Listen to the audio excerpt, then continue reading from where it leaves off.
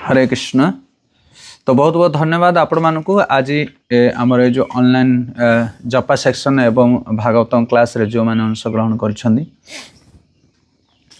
तो आज आम श्रीमद भागवतम प्रथम स्कंद 10म अध्याय आरंभ करुचे। भगवान श्रीकृष्णंकर द्वारका प्रत्यावर्तन।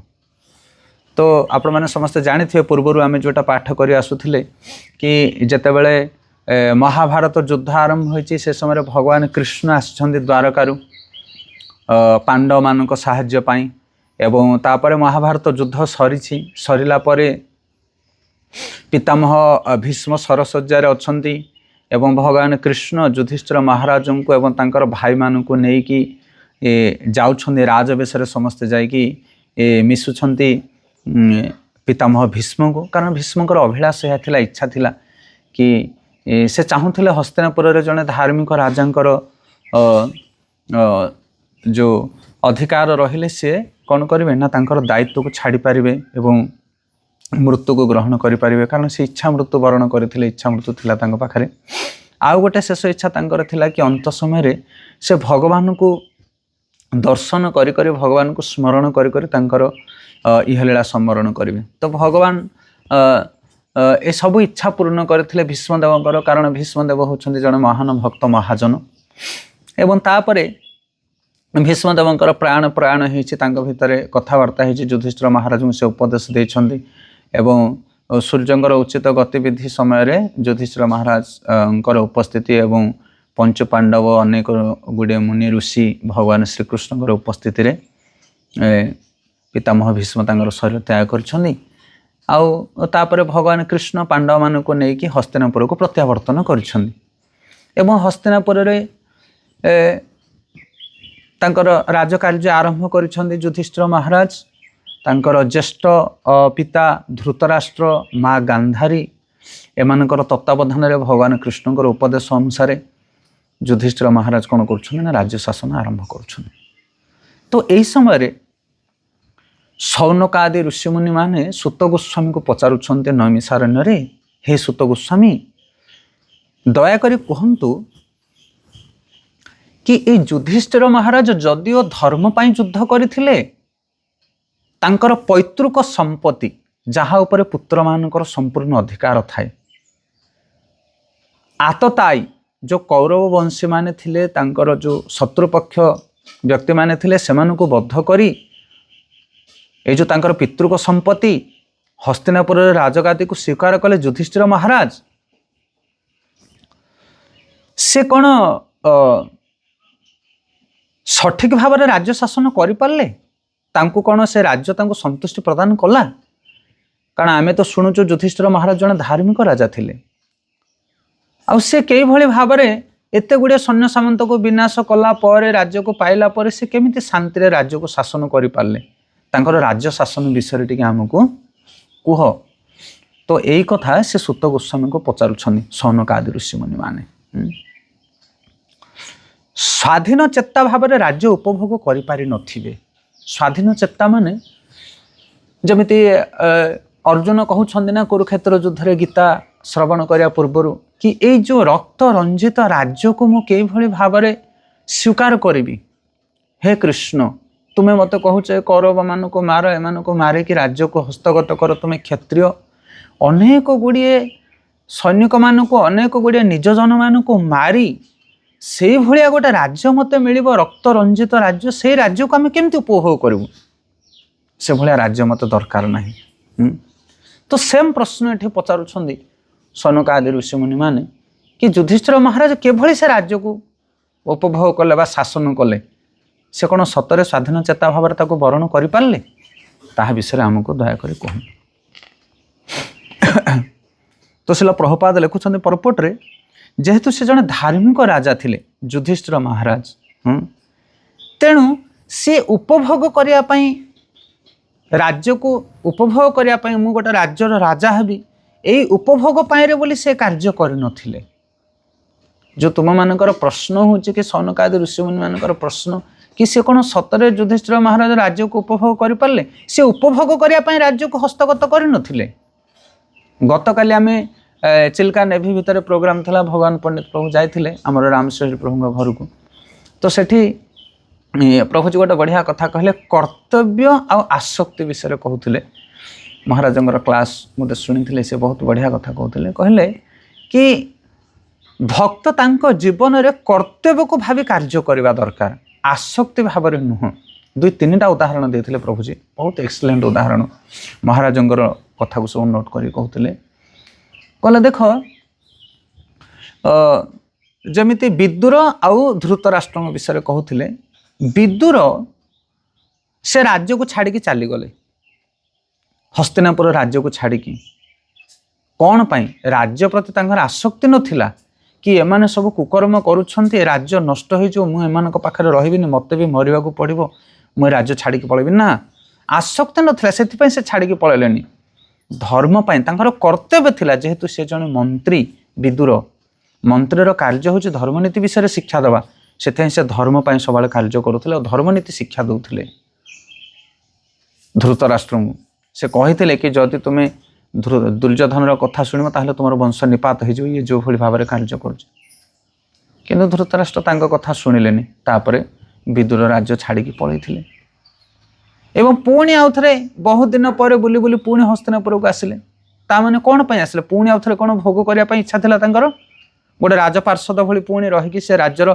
सुख भोग ना सी आसी पुनर्बार तांकर ज्येष्ठ भाई जो धृतराष्ट्र एपर्यंत अच्छा राज्य भितर गांधारी अच्छा से उपदेश दे से राज्य विदा करने आसते यहाँ था कर्तव्य देख प्रति क्षेत्र में विदुर तांकर कर्तव्य को निभाउछन्ति मोर कर्तव्य हूँ या दुख पड़ू कष्ट पड़ू तथापि से तांकर कर्तव्य करुले किंतु धृतराष्ट्र तांको पुत्र प्रति तांकर आसक्ति थिला से कष्ट पाउथिले जंत्रणा पाउथिले राज्य को छाड़ी जाई पारु नथिले राज्य प्रति आसक्त पुत्र प्रति आसक्त एमती अनेक गुड़े उदाहरण प्रभुजी कहते जमी प्रह्लाद महाराज कथा कहले प्रह्लाद महाराज पिता हिरण्यकशिपु प्रह्लाद प्रति आसक्ति थिले प्रबल से भावुले मो पुओ ये मो राजगाती की संभाल हाँ ये मोर रक्त से बहुत आदर करते सी जो विष्णु भजन करते से बहुत क्रोधित होते कारण पुत्र प्रति आसक्ति थिला किंतु प्रह्लाद महाराज पिता प्रति आसक्ति नथिला कौन राज्य प्रति मध्य आसक्ति नथिला हाँ तांकर केवल कर्तव्य को से निभाउथिले मु जेहेतु गोटे पुत्र मोर कर्तव्य होछि पिता को धर्म मार्ग में परिचालित करवा चाहे जेते बड़ बाधा आसु मुझे ग्रहण करी तांकर आसक्ति नथिला जमिति कहिथिले आ गोटे उदाहरण देथिले प्रभुजी सुनीति सुरुचि आ उत्तानपाद तांकर सान राणी सुरुचि प्रति बहुत आसक्ति थिले सेथिपाई से धर्म मंत्र पुत्र प्रह्लाद को मध्य कष्ट दबारे से पक्षाघात करि नथिले किंतु ध्रुव तांको पितांग प्रति राज्यंग प्रति आसक्ति नथिला सेथिपाई से जाके जंगल रे तपाचरण कले भगवान विष्णु को पाइले हाँ विशाल राज्यर अधिपत्य स्वीकार कले भगवान विष्णु तांको ध्रुव लोकर राजा करेले जोटा पृथ्वी लोक ठार बहुत श्रेष्ठ बहुत उन्नत विशाल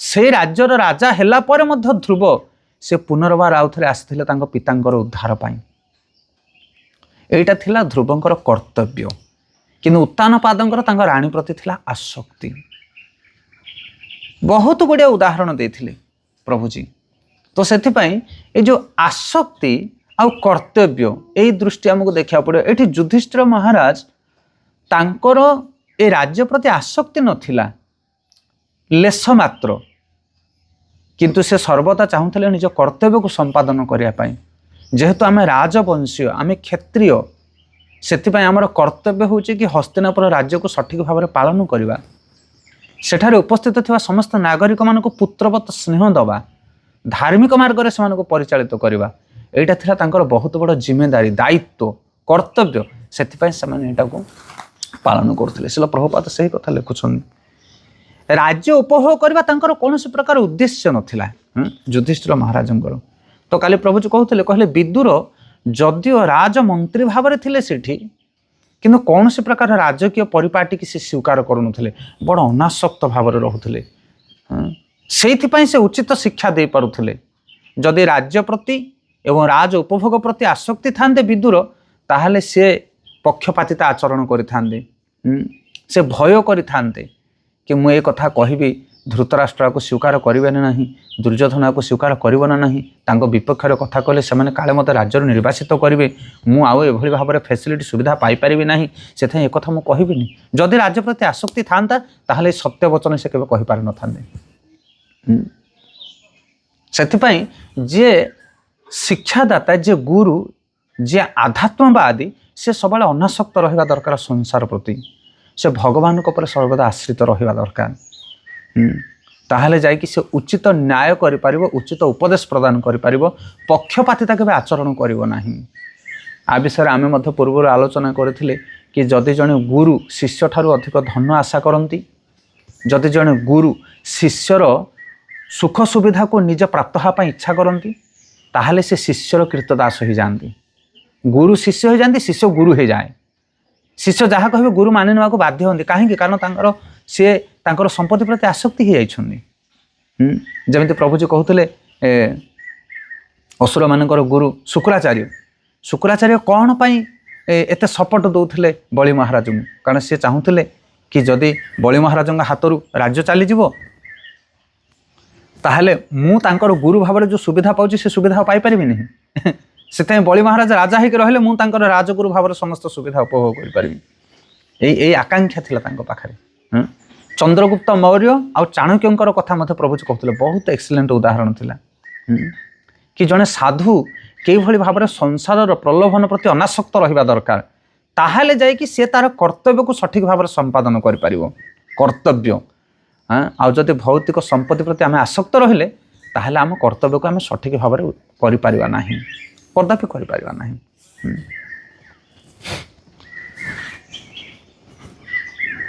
ତ ଏଠି କହୁଛନ୍ତି କି ସେ ତାଙ୍କର ଭାଇମାନଙ୍କୁ ଯୁଦ୍ଧ କରି ତାଙ୍କୁ ବିନାଶ କରିବା ପାଇଁ ଇଚ୍ଛା ନଥିଲା, ଧର୍ମ ପାଇଁରେ ବୋଲି ଭଗବାନ କୃଷ୍ଣଙ୍କର ଉପଦେଶ ଆଉ ଇଚ୍ଛାକୁ ସ୍ୱୀକାର କରି ଏ ପାଣ୍ଡବମାନେ ଯୁଦ୍ଧ କରିଥିଲେ।